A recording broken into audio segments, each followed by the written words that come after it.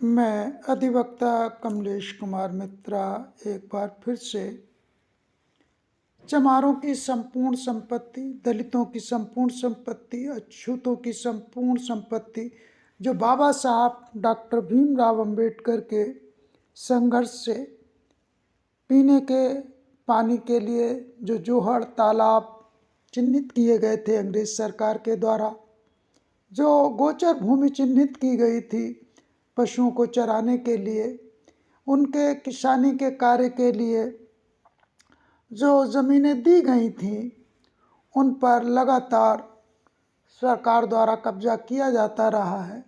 आज़ादी के बाद हमारे प्रतिनिधियों की नज़र कभी उस पर गई ही नहीं, बल्कि छद्म प्रतिनिधि उस ज़मीन को कब्जा करते रहे और कब्जा कराते रहे हैं।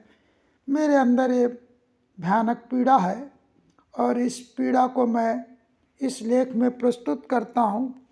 आप इसको सुने। ऋषिपाल जी का संघर्ष बहुत महत्वपूर्ण है, क्योंकि ऋषिपाल जी वो प्रेरणा स्रोत हैं जिन्होंने मुझे इस विषय पर अध्ययन करने के लिए मजबूर किया, और उनके द्वारा उपलब्ध कराए गए दस्तावेज़ों का जब मैं अध्ययन करता हूँ तो ये पाता हूँ ये तो हमारे समाज के साथ बहुत बड़ा घोटाला है। मैं इस घोटाले को इस आलेख के माध्यम से प्रस्तुत करता हूँ। आप हमारा सहयोग करें, इसी अपेक्षा के साथ इसको निर्गत करता हूँ, जारी करता हूँ। अध्यक्ष एवं संस्थापक अधिवक्ता सामाजिक चिंतक कमलेश कुमार मित्रा। संपर्क 9,33,51,22,064। धर्म चक्र कल्याण मित्र प्रजी। अध्यक्ष एवं संस्थापक अधिवक्ता सामाजिक चिंतक कमलेश कुमार मित्रा। संपर्क 9,33,51,22,064। संत शिरोमणि गुरु रविदास जी को समर्पित तुगलकाबाद रविदास मंदिर दिल्ली के लिए खुला पत्र एवं दलित समाज के नाम संदेश। जय गुरु रविदास, जय भीम, जय भारत। संत शिरोमणि गुरु रविदास जी की जयंती माघ पूर्णिमा 10 तारीख को मनाने वाली हमारी चमार बिरादरी की आस्था सदियों पुरानी है। दिल्ली के तुगलकाबाद में स्थित चमार वाला जोहड़ हमारी सामुदायिक संपत्ति है। ब्रिटिश कालीन रेवेन्यू रिकॉर्ड 1948 के अनुसार यह जोहड़ स्पष्ट रूप से चमारों का जोहड़ दर्ज है।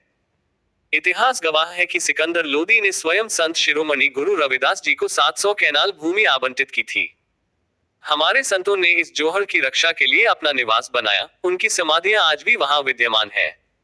ये भूमि हमारी सांस्कृतिक जड़ें हैं, हमारी पहचान है, हमारा गौरव है। परंतु दुख की बात है कि सरकार द्वारा गठित वर्तमान समिति में ऐसे लोग शामिल हैं जिनका गुरु रविदास जी के प्रति कोई श्रद्धा भाव नहीं है, जिनके नाम ही उनकी आस्था को दूसरी दिशा में बताते हैं।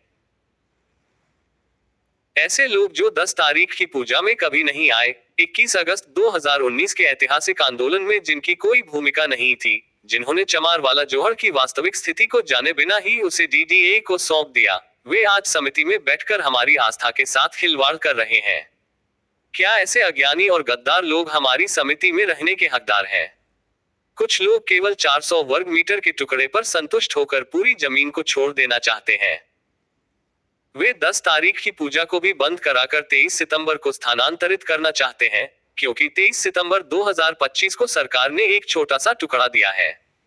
ये हमारी आस्था को कुचलने की साजिश है। ये लोग समाज के गद्दार हैं, इनमें गुरु रविदास जी के प्रति जरा भी श्रद्धा नहीं है। यदि इनकी आस्था बुद्ध में है तो बिहार का बोधगया मंदिर, जो आज भी ब्राह्मणों के कब्जे में है, उसे मुक्त कराएं। अपनी सरकार है, कर दिखाएं। पर चमार की जमीन पर कब्जा करके गुरु रविदास का अपमान ये सहन नहीं करेंगे। पूर्व में श्री ऋषिपाल जी के नेतृत्व में समिति ने संघर्ष किया था। दुर्भाग्य से कुछ अधिवक्ताओं की गलती से पूरी जमीन हाथ से निकल गई। 21 अगस्त के आंदोलन से केवल आंशिक टुकड़ा मिला। अब समय आ गया है कि ऋषिपाल जी अपनी पूरी जिम्मेदारी निभाएं, आंदोलन को फिर से तेज करें और पूरी जमीन वापस लें। हमारा चमार समाज आज टुकड़ों टुकड़ों में बटा हुआ है। कोई डेरा सच्चा सौदा बना, कोई निरंकारी, कोई सिख, कोई हिंदू, कोई बौद्ध, कोई आर्य समाजी। ये बिखराव हमारी ताकत को कमजोर कर रहा है।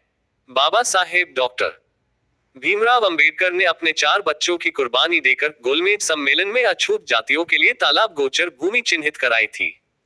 चमार वाला जोहड़ भी उसी श्रेणी की सामुदायिक संपत्ति है जैसे बफर बोर्ड की संपत्ति होती है।